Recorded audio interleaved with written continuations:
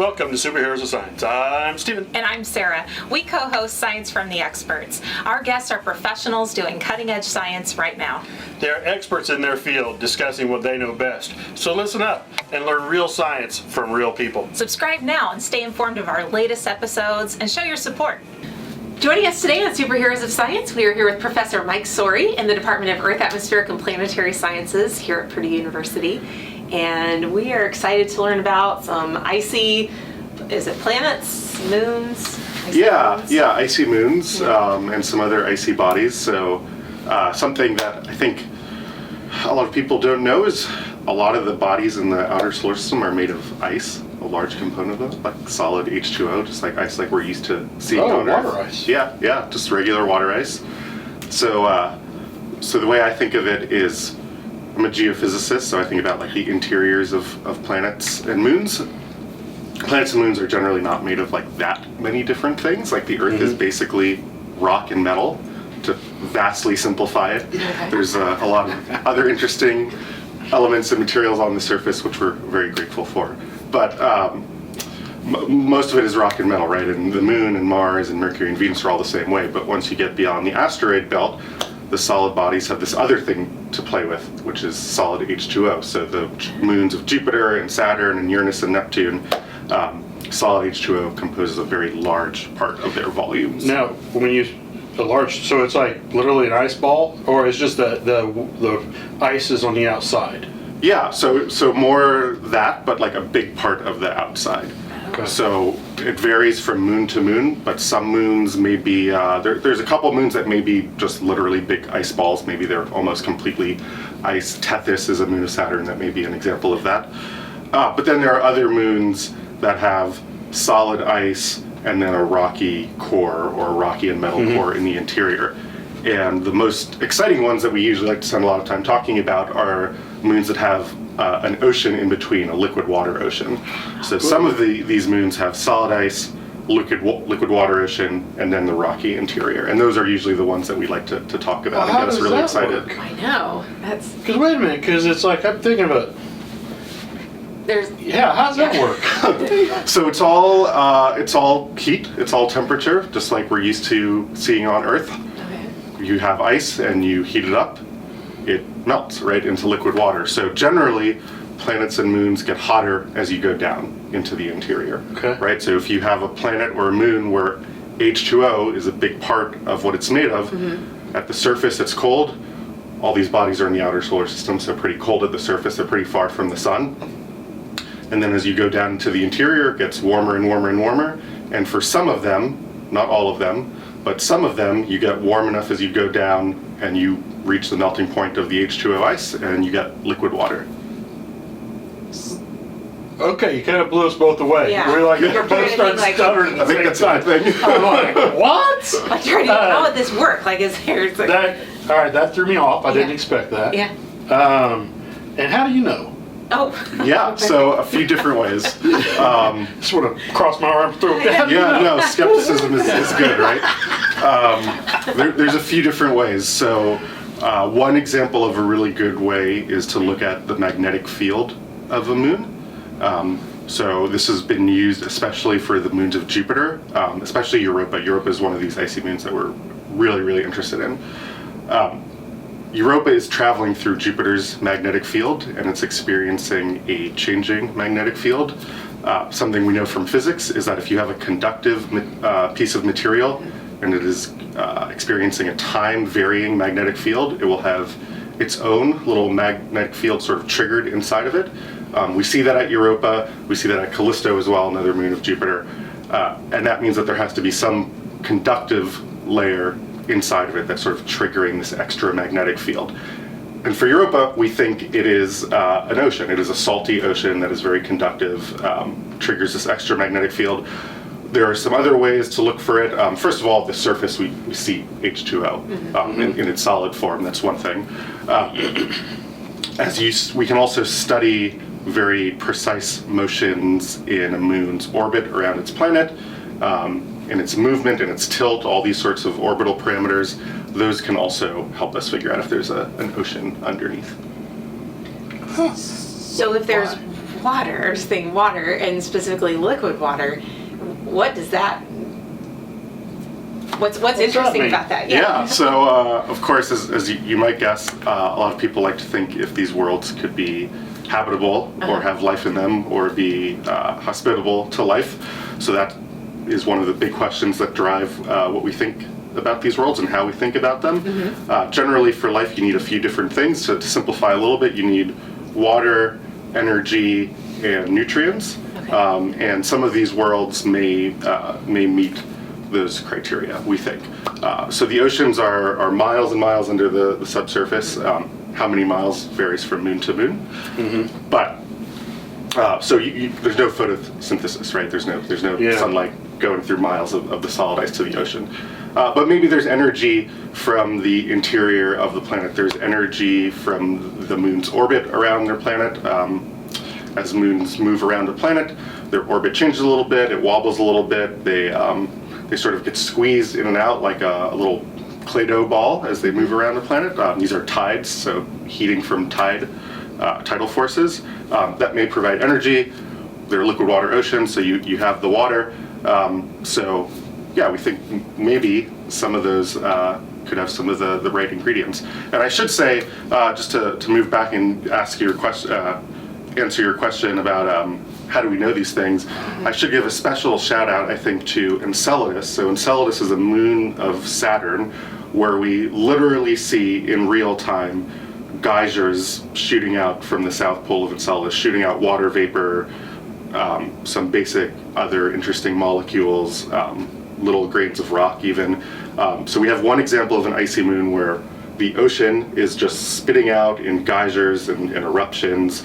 You might see them called jets or plumes, water vapor from the South Pole. So that is certainly one of the best cases for a moon with a subsurface water ocean. So is that being jettisoned into space? Yes. Or is it's not forming an atmosphere? It's being jettisoned into space. Yeah, that's a good question. It actually forms one of the rings of Saturn.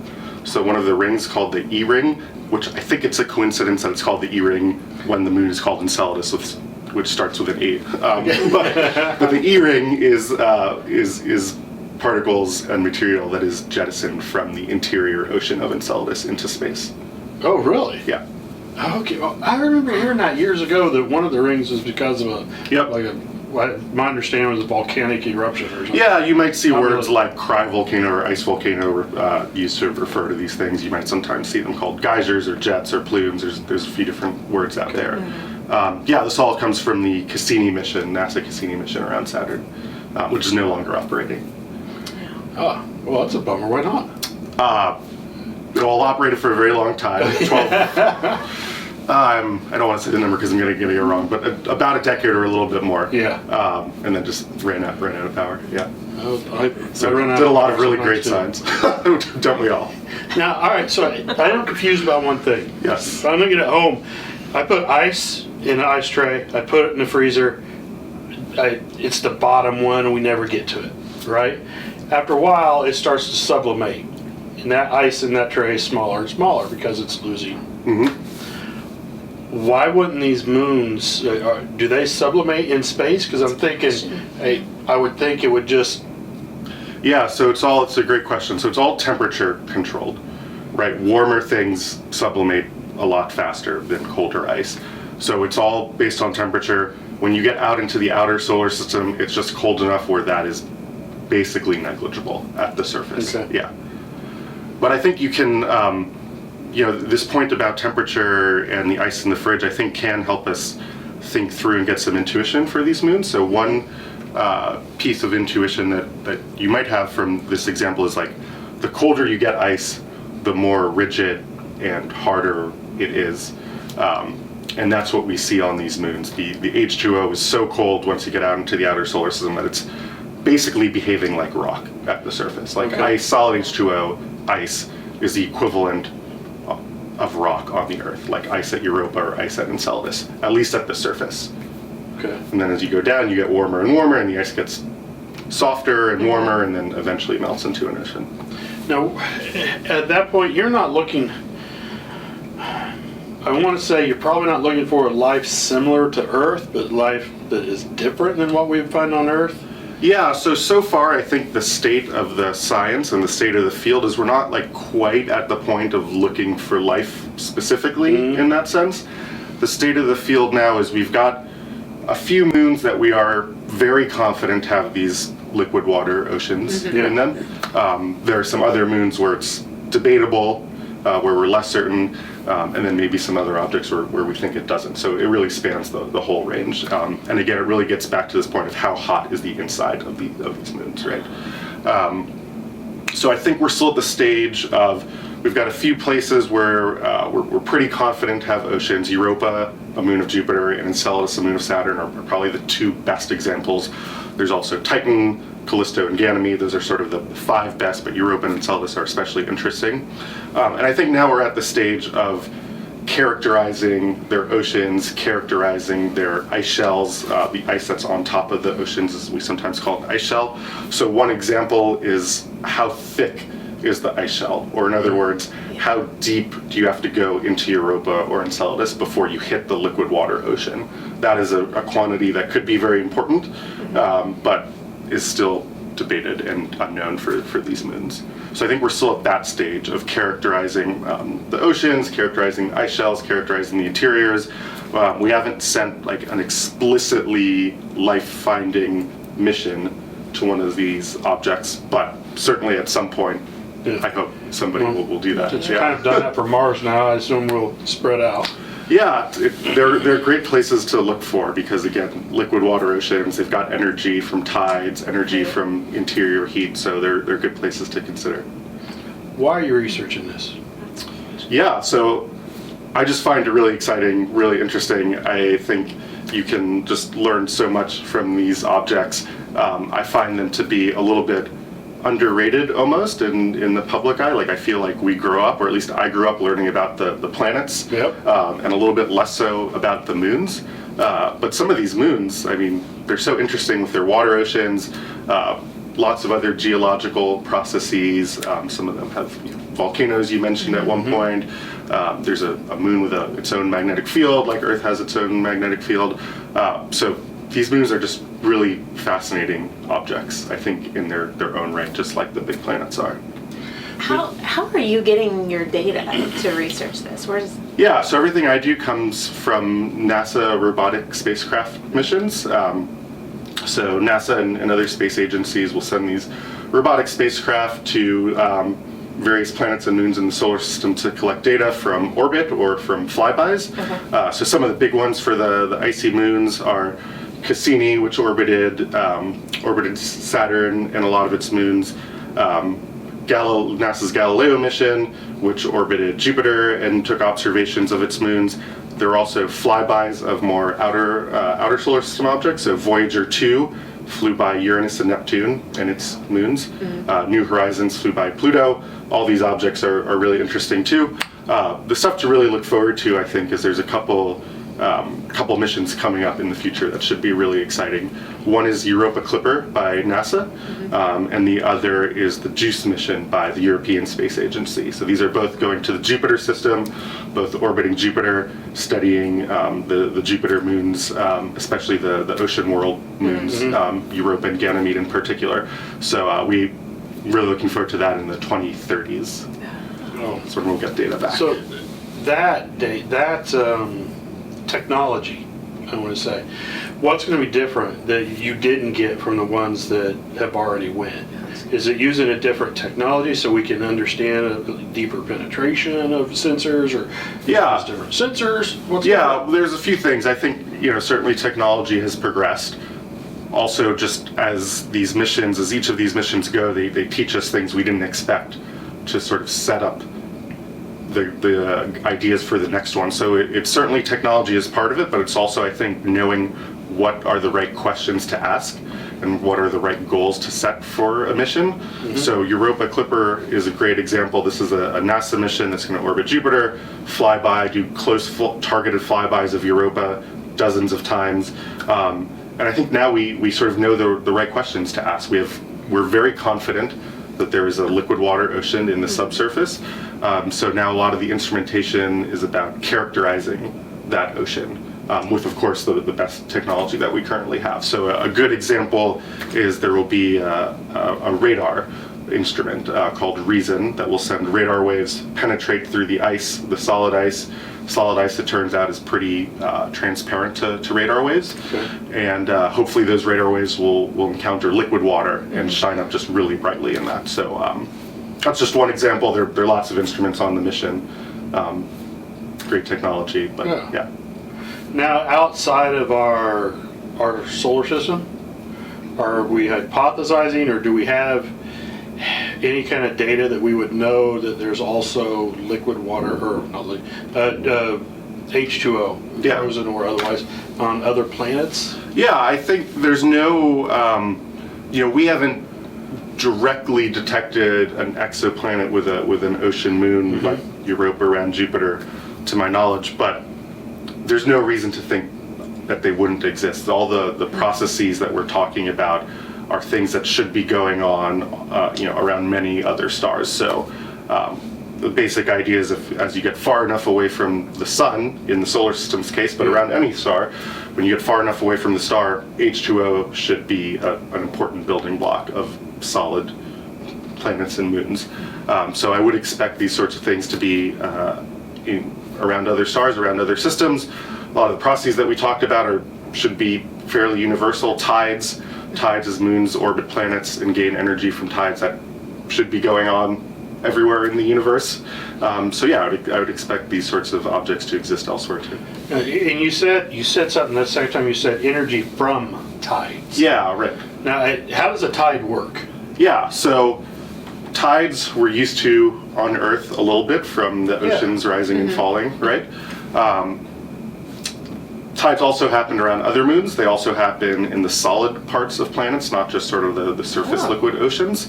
So the basic idea is a moon is going to orbit a planet, and the bigger the planet is, the more important tides are. So for Jupiter, the moon's orbiting Jupiter, tides can be very, very important. So let's take the case of Europa, say. Europa orbits Jupiter. Its orbit is not a perfect circle. It's a little bit of an ellipse.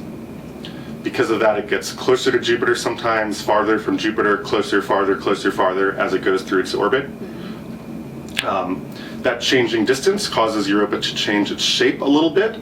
So it sort of squeezes and flexes like a little ball, like a little sort of, the stress balls kind of thing, right? So Europa's a giant stress ball. So it's flexing a little bit as it's moving through its orbit. As it's doing that, material is sort of moving past each other and creating friction. And that friction provides heat and it provides energy. That's probably one of the important energy sources that is allowing Europa to remain warm enough in its interior to have this liquid water ocean in the first place.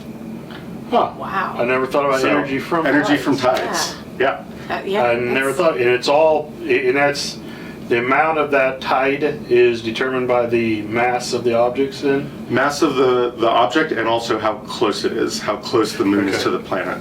So take a couple cases around Jupiter, let's say Europa and Callisto. Europa is pretty close to Jupiter, Callisto is pretty far, so Europa gets more tidal heating from Jupiter than Callisto does. Okay.